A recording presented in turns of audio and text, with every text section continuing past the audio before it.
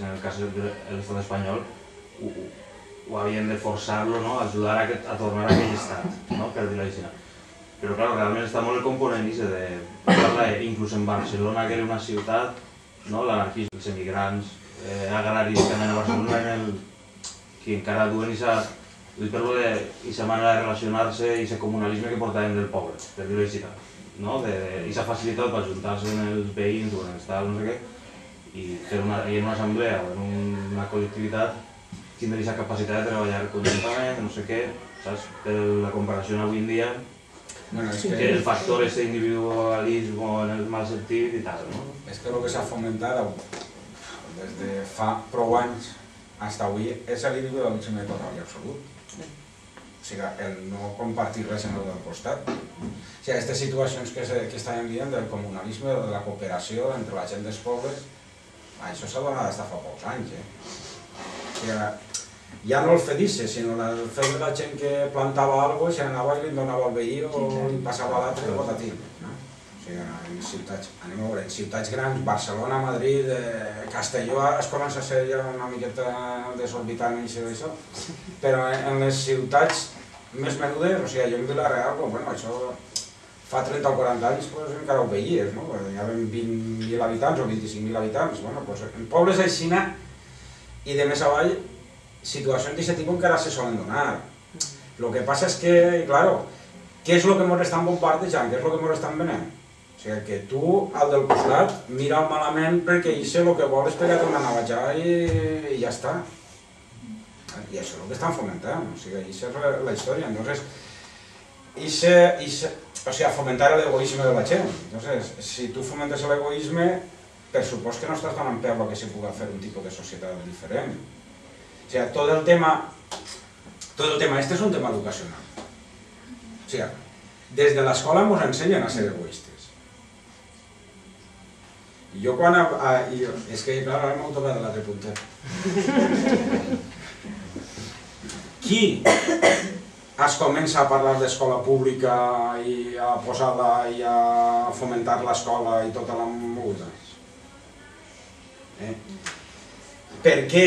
O sigui, és que el tema és dir, anem a veure, quan se produís el tema de la revolució industrial, la gent està treballant d'una forma molt diferent. Hi ha un famós autor, historiador anglès, que li diuen E.P. Thompson, que té una història de la classe obrera d'Anglaterra, però té altres estudis. Hi ha un d'ells... Ell el que ve a determinar d'alguna manera, o el que ve a estudiar, és com evoluciona tota aquesta història. Entonces, doneu-vos simplement un exemple que hi posa en un treball que té. La gent, antes de la revolució industrial, eren manufacturers. Llavors, un manufacturer treballava per a viure. Llavors, treballar per a viure volia dir que si era precís treballar 2 dies a la setmana per a tindre lo suficient per passar tota la setmana, no le treballava 3. O sigui, no eren tontos. Perquè una persona està en el món no podrà treballar per a viure. Entonces que ell partís d'una cançó que n'hi ha en Anglaterra que se diu El lunes santo, o el Sant Lunes, no sé exactament com és. I el rotllo de la cançoneta és que el que ve a reproduir és que un manufacturer el dilluns era santo perquè dormia la borratxera del diumenge. Entonces el dimarts havia eixit de dormir la borratxera del diumenge, no era qüestió de posar-se a treballar. El dimecres se planificava el que tenia que fer. El dijous es començava a fer-ho, el divendres se matava a treballar, el dissabte se n'anava a vendre-ho i el diumenge tornava a agarrar la borratxera. Si tu poses en marxa un sistema de factoria, si fas la revolució industrial i poses en marxa un sistema de factoria, a l'empresari no li interessa que tu el dilluns no vagis a treballar perquè estàs borratxo. el dimarts vaig a treballar i estigués a menys de mig gas perquè estàs passant l'ontal de la borratxera del dilluns. Entonces lo que s'intenta fer és un sistema on la gent tingui una disciplina de treball. Com s'intenta fer que la gent tingui una disciplina de treball? A través de l'educació. S'imposen el que són les escoles dominicals.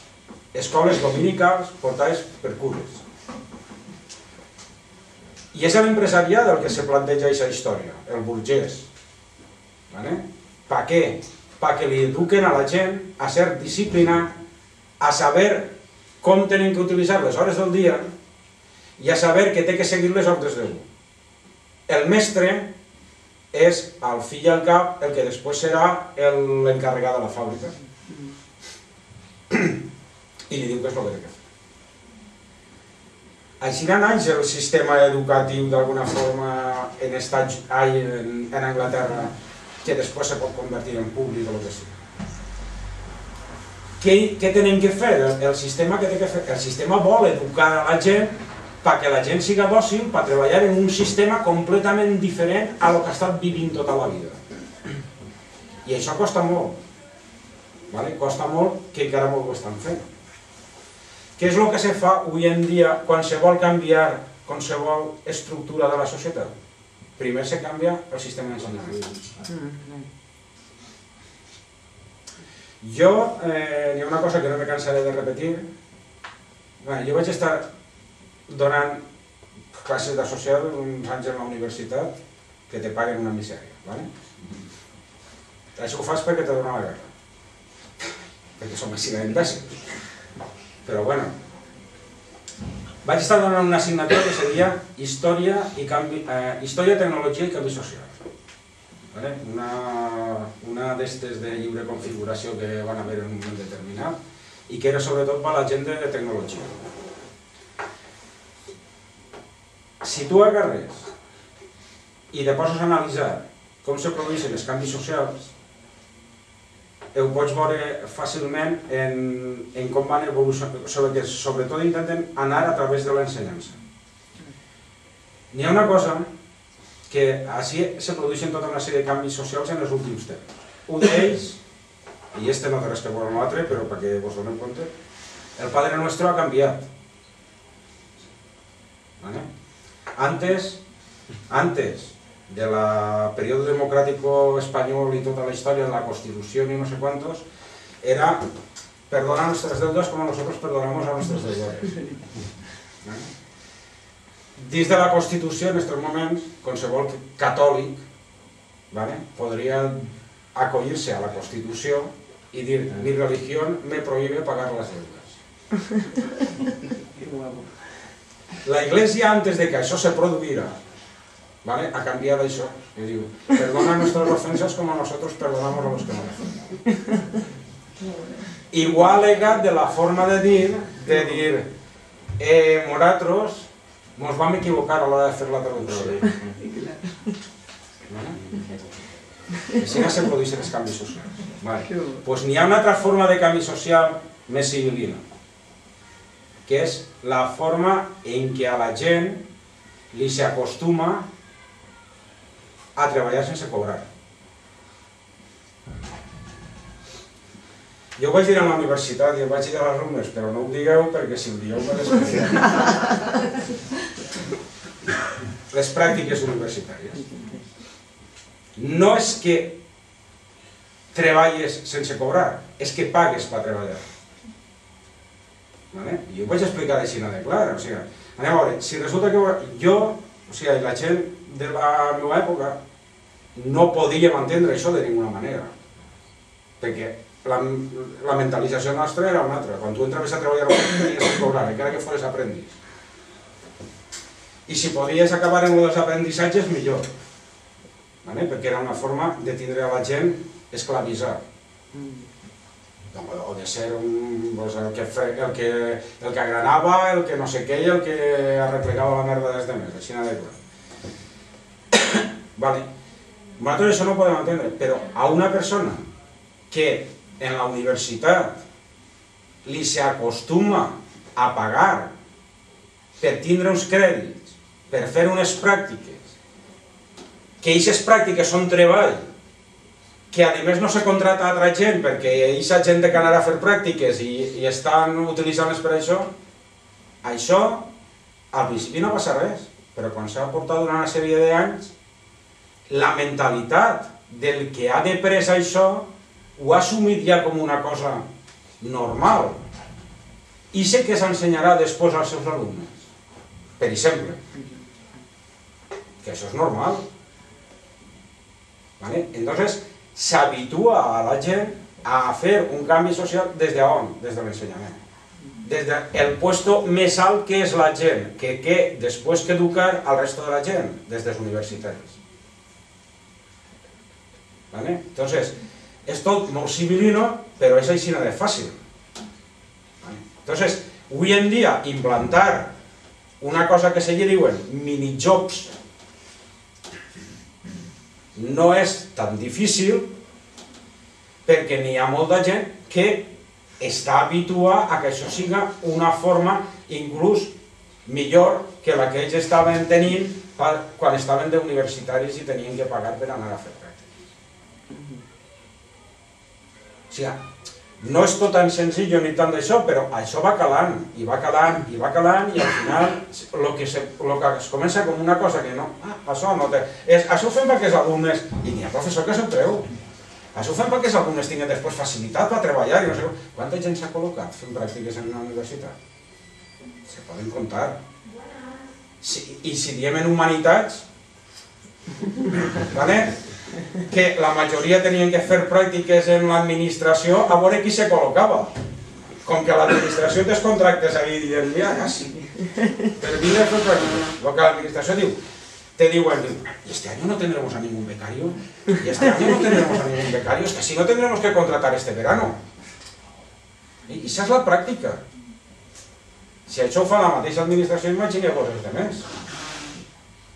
L'administració tindria que estar donant exemple d'aquestes maneres de funcionar perquè la societat funcionarà millor, perquè la gent pugui tindre faena, i no, el que fa és utilitzar les mateixes armes que posa en mans de l'empresariat per beneficiar-se.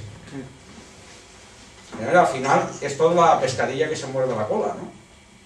Però d'on es comença? De l'ensenyament. Sempre és la mateixa pràctica. Mentre no canviem el sistema d'ensenyament, mentre en les escoles no s'ensenya que no n'hi ha un tipus de democràcia llevant, que és aquella que elige els delegados, que patatín, que tatatat, sinó que a més n'hi ha una democràcia que participa a través d'assemblees directes, tota una sèrie d'històries i tal, no canviarà res. Perquè només n'hi ha un sistema d'educació monolític, encara que vivamos en una democràcia, que tot el mundo tiene derecho a opinar, y que ahora para manifestarse algún día fa un rato que el alcalde nos fará pagar, pero manifestamos al carrer, i que l'altre dia n'hi havia gent que volia repartir pamfletos i que nos dicen repartir, i que antes pegaves cartells i te dien, te multaven i no sé quant, i entonces dies, llibertat d'expressió. Jo me recordo d'haver fet moltíssimes instàncies de reclamació de multes per a pegar cartells dient això és un atemptat contra la llibertat d'expressió i realment no te la posaven, o sigui que te la llevaven. Perquè, clar, hasta on de tal. En això passa exactament el mateix, o sigui, volvemos al mismo procés, però és que la història és sempre, estem en un sistema democràtic, però on estan tallant contínuament les formes de poder-te expressar, les formes de poder treballar, les formes de poder viure. Llavors, la conclusió és que el sistema té les coses ben engranades, que si nosaltres no sabem trencar en aquestes coses engranades del sistema, i una de les coses que seria important seria el sistema d'ensenyança, trencar quan antes en el sistema d'ensenyança que ens imposa i de la forma que ens imposa, i intentar que la gent aprenga coses diferents perquè serà de l'única manera que se pugui evolucionar. Una de les coses fonamentals en un sistema d'ensenyança és tindre esperit crític. Esperit crític en qualsevol cosa. O sigui, jo és el primer que dic. Dic, si no teniu esperit crític en el que jo estic dient, la pifiem. Per mi el que jo estic dient, tinc tota la raó del món, però un altre que no ho veig com jo, el que té que dir és dir, ei tio, no, això no va